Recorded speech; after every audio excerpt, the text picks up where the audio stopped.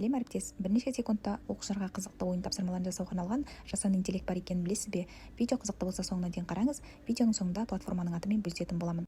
Ал ендеше кеттік. Платформаны браузерден ашамыз. Ашқан кезде бізде осындай бетше ашылады. Жоғары жақта ойындар деген кнопканы басасыз. Басқан кезде қараңыздар, өте көптеген ойынның түрлері шығады. Бинго, телетурт, брож, қауіпті стиль деген сияқты. Астына тақырып деген жерге өзіңіздің қандай тақырыпқа ойын жасайсыз, сол тақырыпты жазасыз да астына жасау деген кнопканы басасыз. Басқан кезде 1-2 секундтың ішінде бізге осындай қазақ тілінде ойынның түрін шығарып береді. Қараңыздар, өте керемет. Осы жерден оқушыларға принтерден шығарып берсеңіз болады. Жоғары жақта жүктеу деген кнопка бар. Соны жүктеп алып принтерден шығарып оқушыларға берсеңіз болады. Қалай ойнау керек десеңіз, жоғары жақта қалай ойнау керектігі барлығы жазылған. Соны оқып алып оқушыларға ойнатсаңыздар өте керемет. Енді 4 деген ойынды таңдап көрейік. Бұл жерде тақырыбын өзгертсеңіз де болады. 4 деген үстінен басасыз, ойынның түрін жасау деген кнопканы басасыз. Автомат түрде 1-2 секундтың ішінде бізге ойын дайын болды. Қараңыздар. Осыны принтерден шығарып берсеңіздер болады оқушыларға.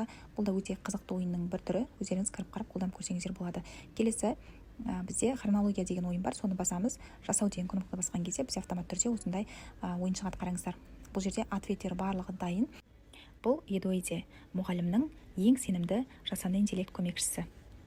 Осындай жасанды интеллект платформаларын көбірек білгіңіз келсе, маған тіркеліп кетіңіз және осындай ақпараттарды өздеріңіздің әріптестеріңізбен бөлісе отырыңыз.